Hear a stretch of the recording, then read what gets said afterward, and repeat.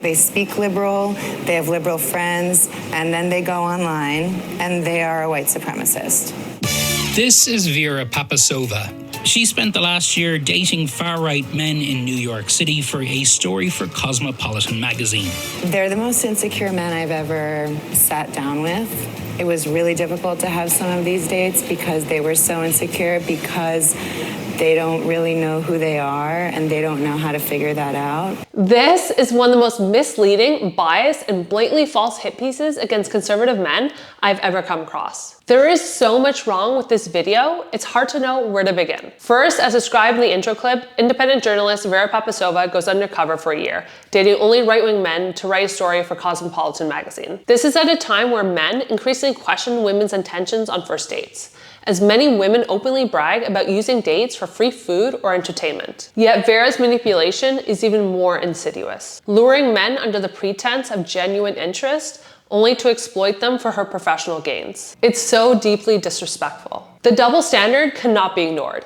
If a man went undercover to date far-left women for a similar article, it's unlikely any major outlet, including Cosmopolitan magazine, would publish it. He'd face vilification and most likely be blacklisted from reputable publishers. Yet when a woman targets conservative men, she's often praised as bold and celebrated for her work. This highlights a troubling bias in today's media landscape. Secondly, both stories, Vera's story and CNN's investigation into the manosphere, raise significant concerns about clarity, fairness, and journalistic integrity. Number one, lack of definition for far-right. The article fails to define far-right, broadly labeling everyone with conservative views as far-right. For example, Christians who adhere to traditional gender roles are deemed far-right. White men preferring white partners are deemed far-right. Yet men of other ethnicities with similar preferences, for example, Asian men preferring Asian women, escape this label, suggesting a double standard. Also, pro-life advocates, COVID-19 vaccine skeptics, and those who believe in binary genders are all categorized as far-right. This implies that anyone not aligning with progressive values is automatically far-right, undermining the possibility for a nuanced discussion. Number two, vague claims of insecurity. Vera claims that all far-right men she dated were highly insecure, without defining what she means by insecure. This blanket statement raises questions. Are far-left men, in contrast, highly confident, capable, and respectful? The lack of specificity or comparison undermines the claim's credibility and suggests bias. Number three, absence of journalistic integrity. The story also lacks balance and objectivity, failing to present both sides of the story. Vera did not date far-left men for comparison, nor did she seek comment from the men she dated or include their perspectives, or disclose her covert intentions for the dates, which exploited private conversations for a predetermined narrative. When you're looking for something, you're most likely going to find it, especially when you're looking through an agenda-driven lens. Regarding the CNN manosphere story, similar issues arise. The term manosphere is undefined, vaguely encompassing anyone who follows figures like Andrew Tate. The story also conflates the manosphere with the far right, despite their distinct natures. It suggests that mixed martial arts and the UFC foster a male warrior mentality that serves as a gateway to far-right ideology, a sweeping generalization without evidence. Overall, both stories lack clear definitions, balanced reporting, and transparency, prioritizing narrative over rigorous journalism.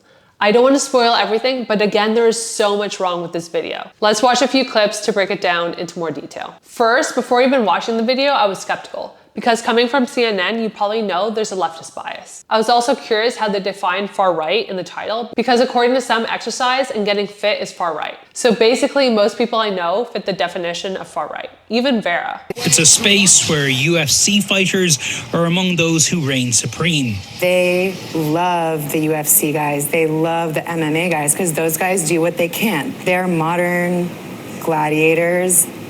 They're badass. Sounds like someone likes a badass. Badass like Jake Shields, a former UFC star turned podcaster. Sorry. I have to stop here. I don't know what their intention was with this scene. Like if they're trying to present the CNN reporter as either an alternative to the far-right ideology or somehow morally superior to mixed martial artists. I'm not sure. But if this is any indication or depiction of men on the left versus men on the right, I mean, come on. Seriously? Now I'm starting to feel nervous. Thanks for having us. Yeah, of course. Who I met at an MMA gym in Las Vegas. Like all great MMA pros.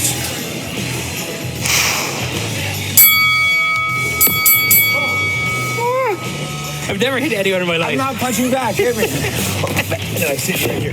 KO.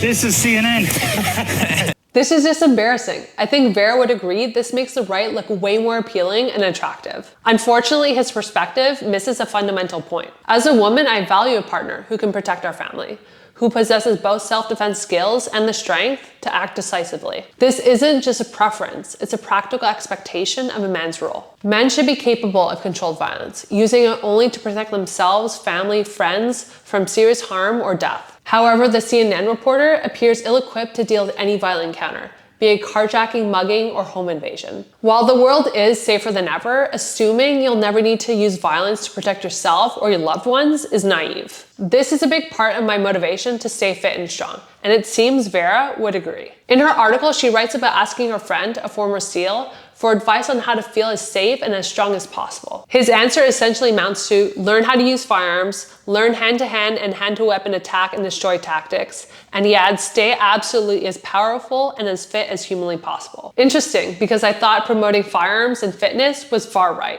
Like other podcasters in the manosphere, Jake regularly hosts controversial guests. And I named the podcast Fighting Back. I feel like we have to fight back what we're told we're allowed to do. I just don't like to told you're not allowed to talk to this person. Like, why can't I talk to him? I'm not saying I agree with his ideology, but I should hear what he has to say.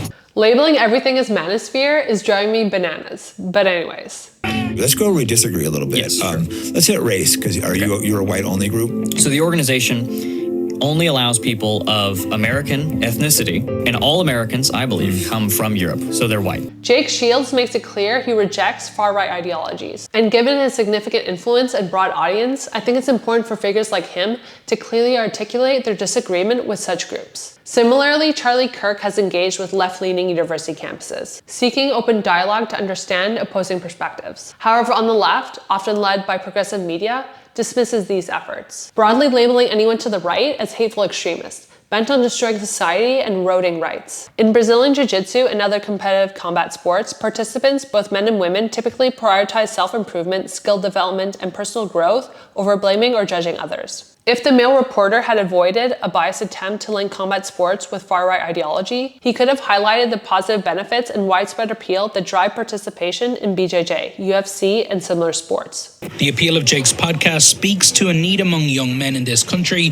that Vera says can't be ignored. You have to incentivize someone to want to be better. You can't just say, let's make men better. The thing about these guys is their biggest support system is online, but that also is very isolating, and isolation is what breeds hatred. But what do you think caused this isolation? Why is there a loneliness epidemic amongst young men? Why do they feel lost and potentially depressed? Is it possible there's a mass movement of strong, independent, progressive women who say we don't need men, who believe men offer no value to society, who want to destroy masculinity, and who believe the future is female? Wouldn't this be a valid reason to feel isolated? That their trust in women has eroded and the only support groups they can find are those online, including those in the so-called manosphere? Honestly, it baffles me she seems so oblivious to her own hypocrisy, contributing to the very issue she's criticizing. How big of a role does the sport play in the manosphere? Hey, Isabel. Yeah, and look, we should point out at the start here, there's tons of guys who are fans, and some women as well, who are fans of the UFC. I have many friends who are fans of the UFC. It certainly does not mean, that if you are a fan of the UFC, you are falling sort of down this rabbit hole of hate and white supremacy and everything else. Yes, that's basically what you are implying. Here's basically where they try to save themselves from being sued. Because their whole premise is basically how the UFC is at the center of the manosphere and a gateway to the far right, which is what their viewers will take from this story. But now acknowledge the UFC is enjoyed by many people on all sides of the political spectrum. It's hilarious how even the news anchor puts up her hand. At the end of the day, I want to give Vera the benefit of the doubt.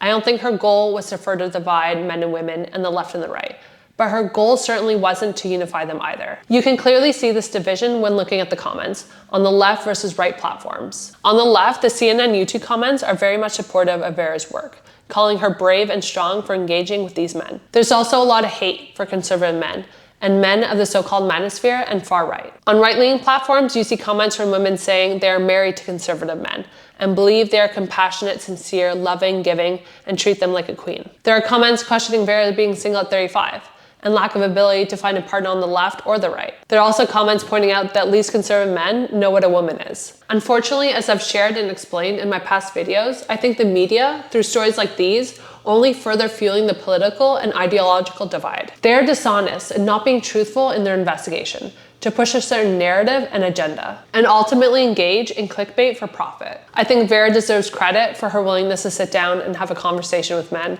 with opposing values and beliefs. That's not easy to do. And she also seems to have a genuine empathy for these men, and questions if she can help change their beliefs to conform with those of her own, which I guess she believes are more centrist. But I wish this story could have been done in a more honest, forthcoming, and truthful way. Not hiding her identity, lying about her true beliefs, and ultimate motivations to write a story about these men without their knowledge or consent. Ultimately, her story just deepens the divide she claims to want to bridge. That's it for me on this video. If you like the work that I do, please give it a big thumbs up. It really helps the algorithm get out to more people. If you're new here, please consider subscribing. Thank you so much, and I'll see you in the next one. Bye.